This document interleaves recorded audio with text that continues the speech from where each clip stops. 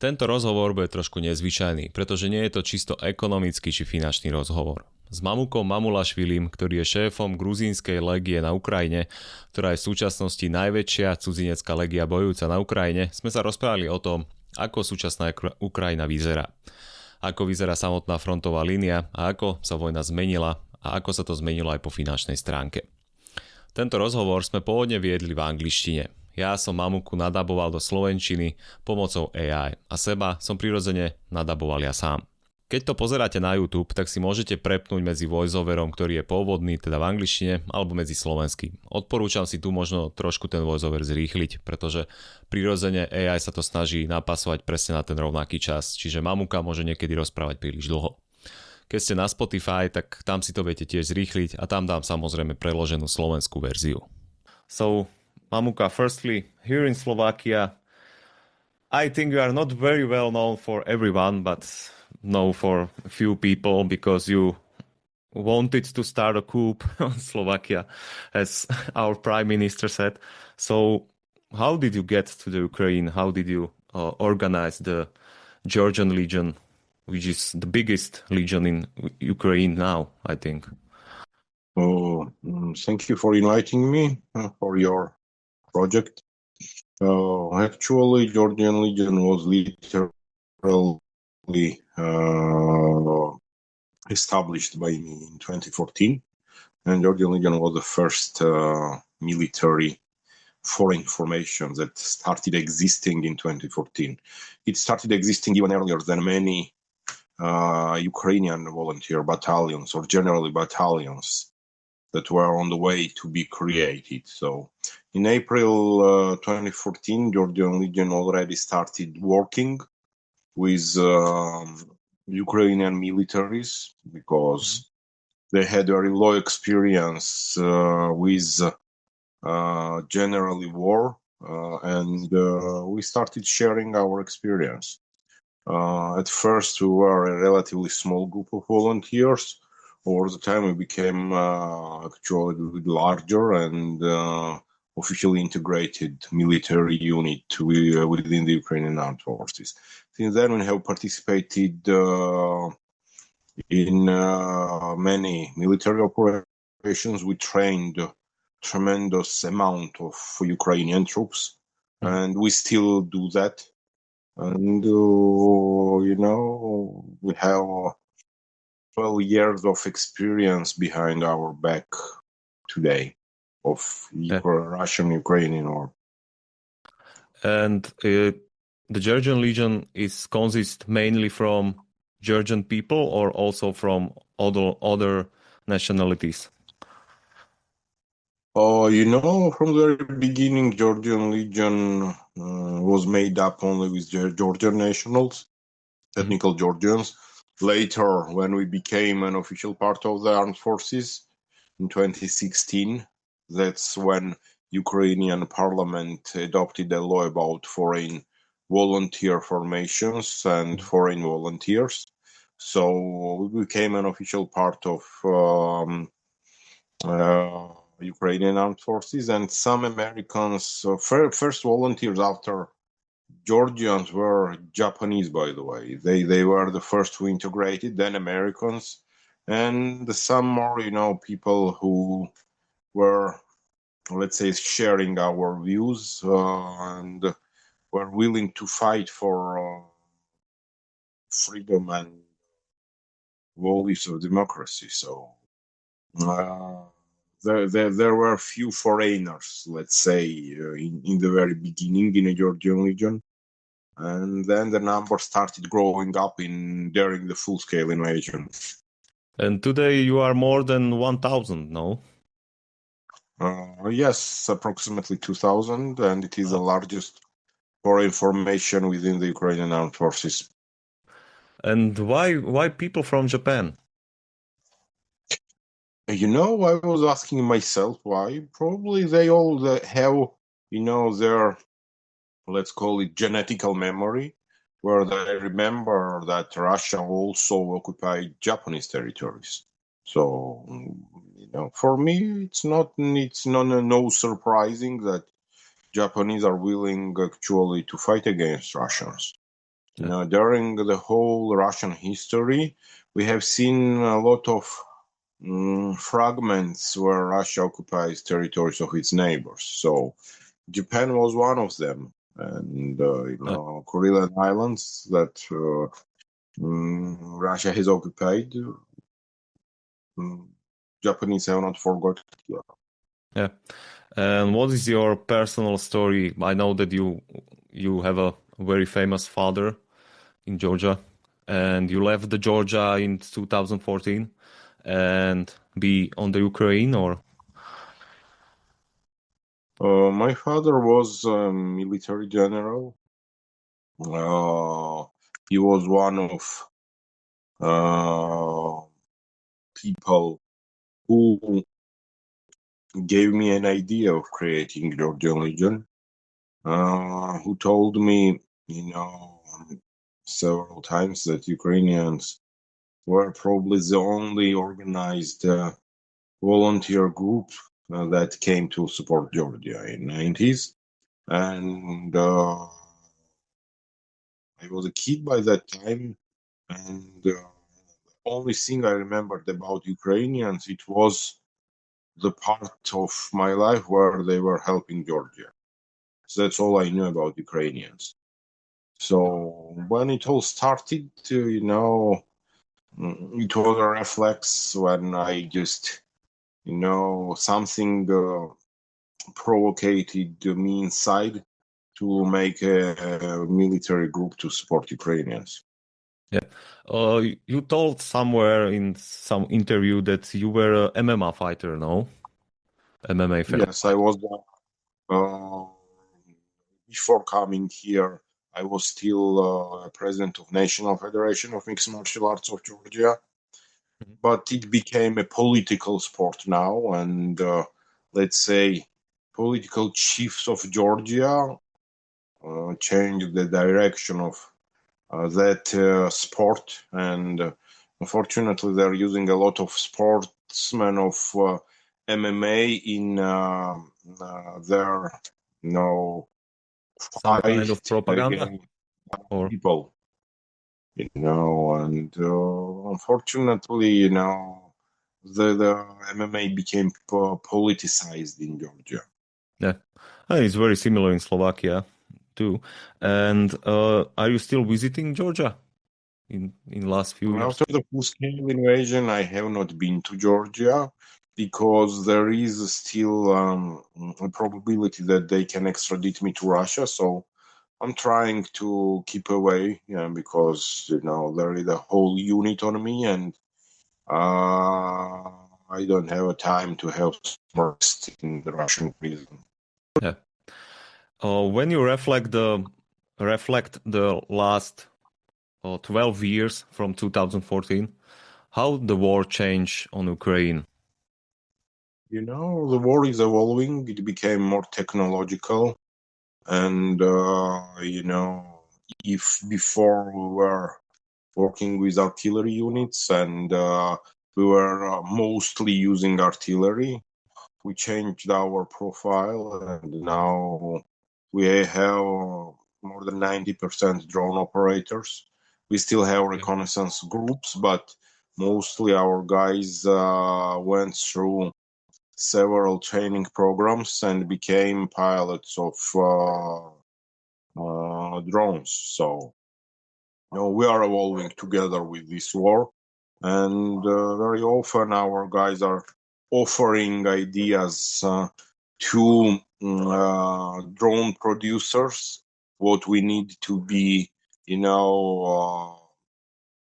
adopted to drone systems and how it is better to work on a battlefield. So our knowledge is used not only on a battlefield. We're sharing this knowledge with technologists and people who are creating new drones.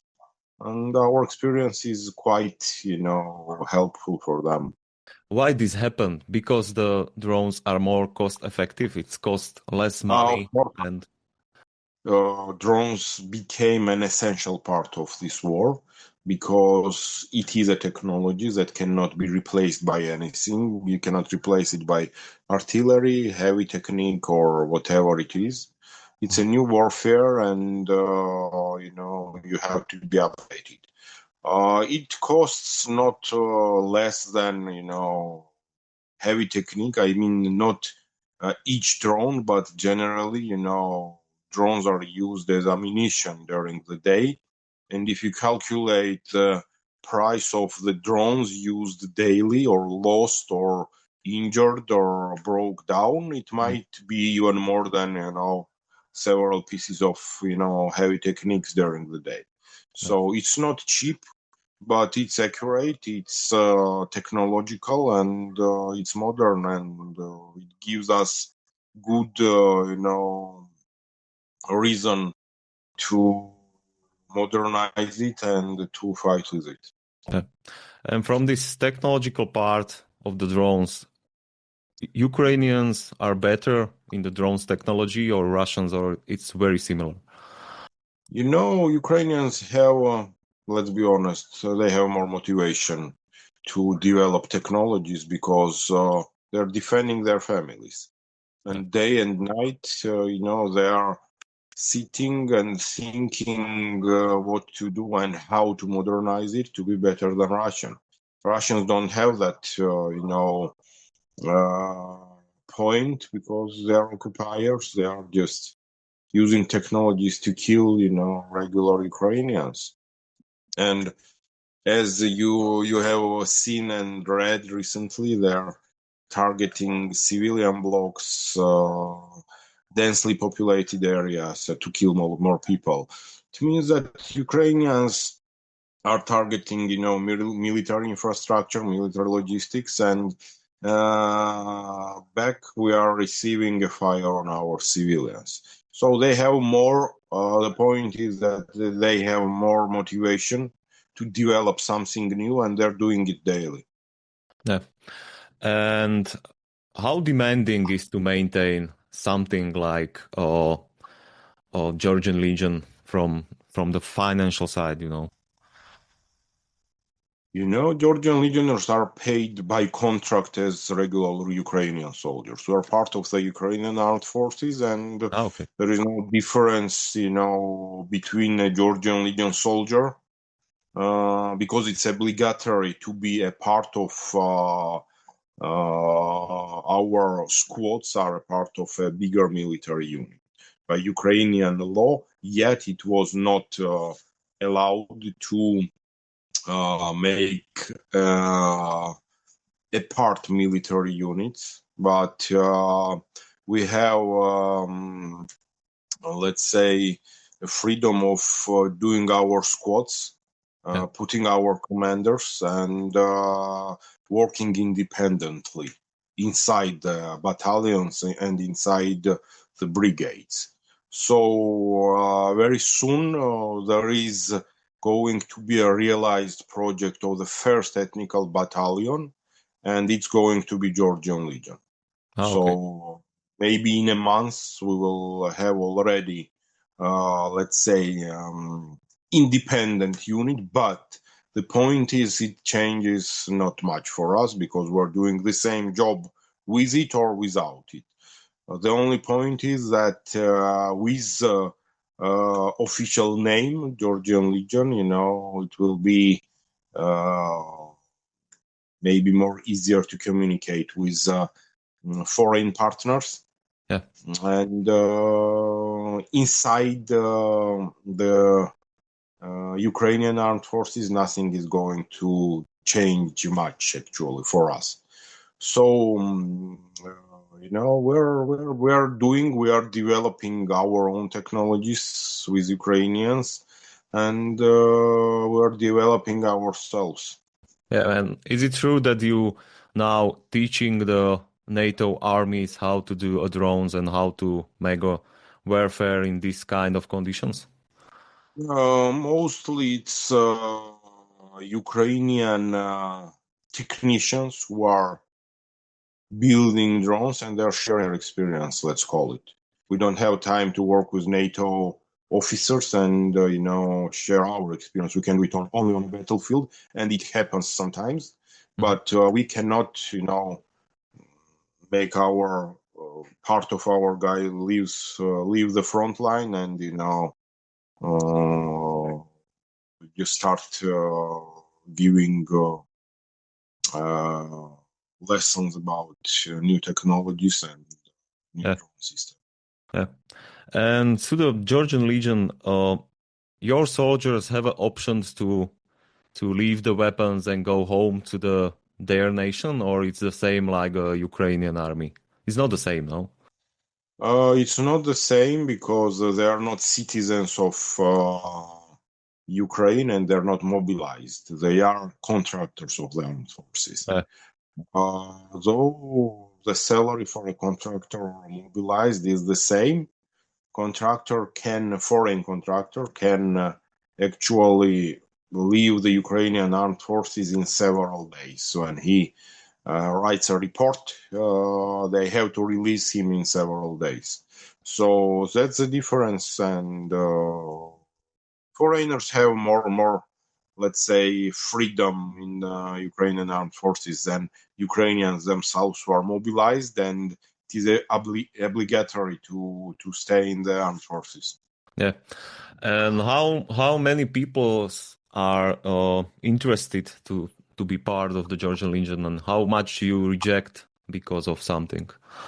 There is quite a big, infiltration also from Georgia, because official Georgian government is pro-Russian, unfortunately, and of course they are interested in sending spies to Georgian Legion, and Georgian government, Georgian special services, together with Russian special services, are often making a discreditation and disinformation campaigns against Georgian Legion.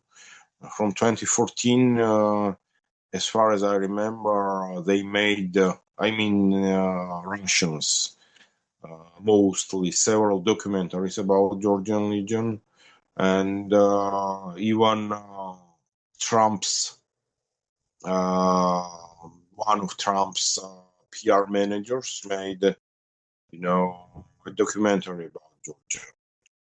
So, they're very much interested in us just because we are ideologists, just because we have an idea of freedom, and it is the threat number one for authoritarian regimes and dictatorship like Putin has in his country.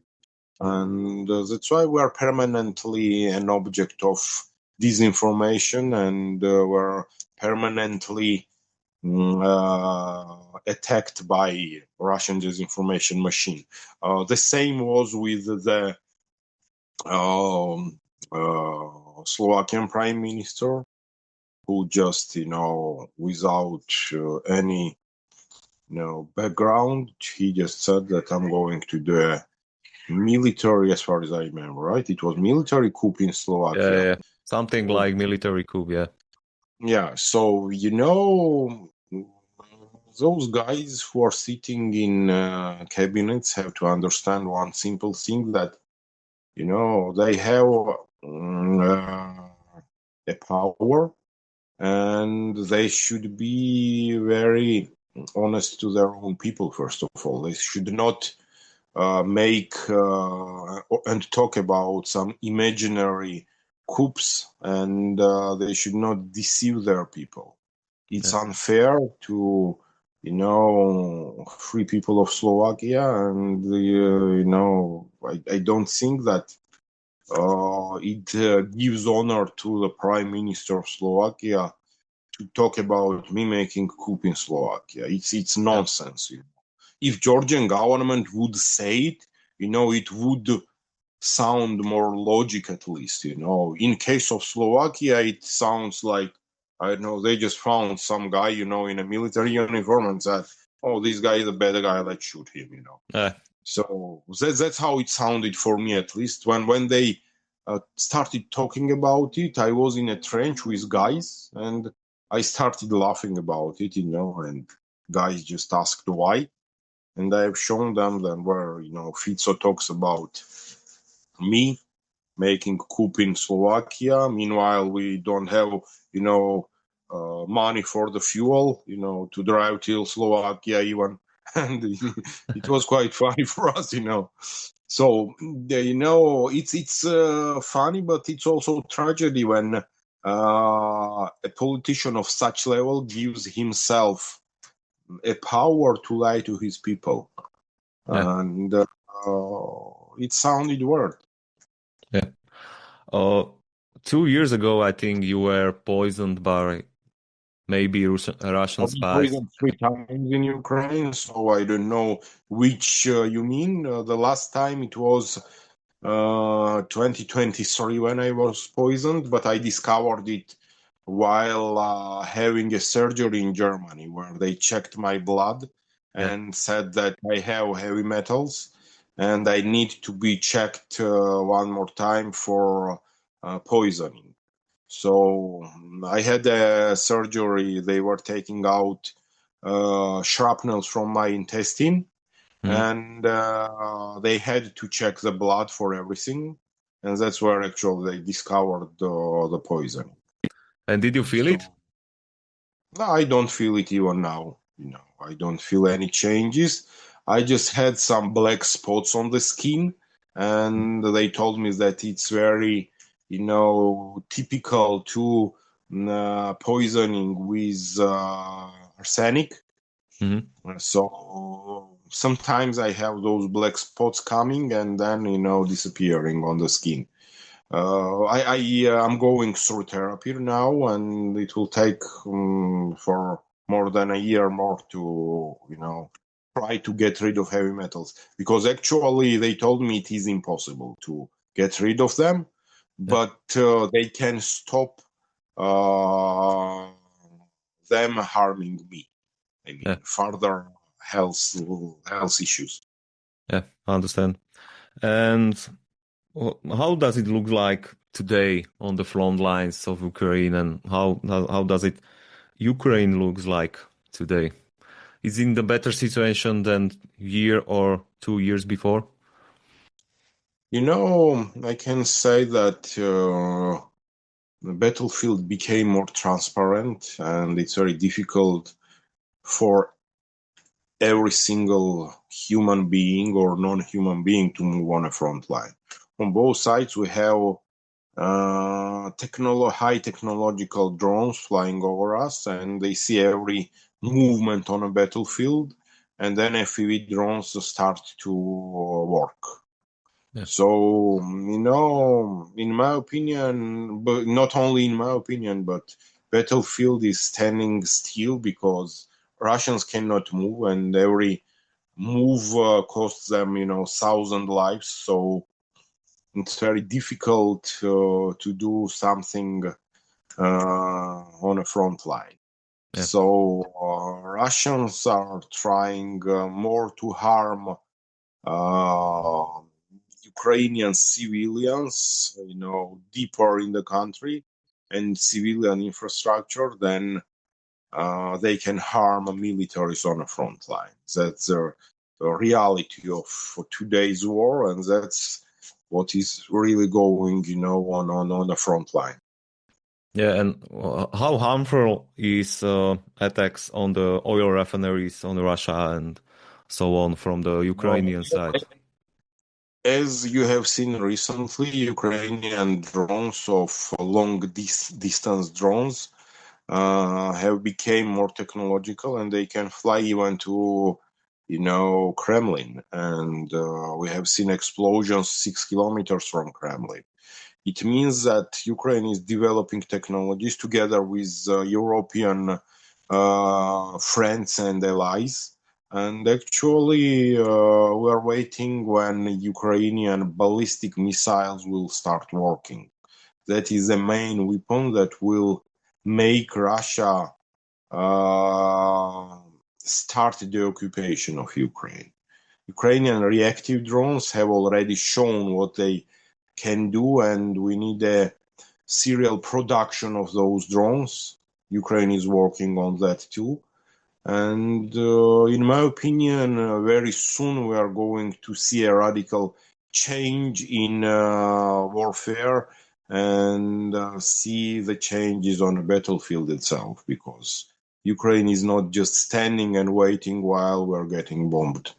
And how does it look like the everyday life in Ukraine? The Ukrainians fully adapt to the war and this hell, or You cannot fully adapt to what's going on because, there are mothers with kids going every day to shelter, to sleep, and go in the morning to work.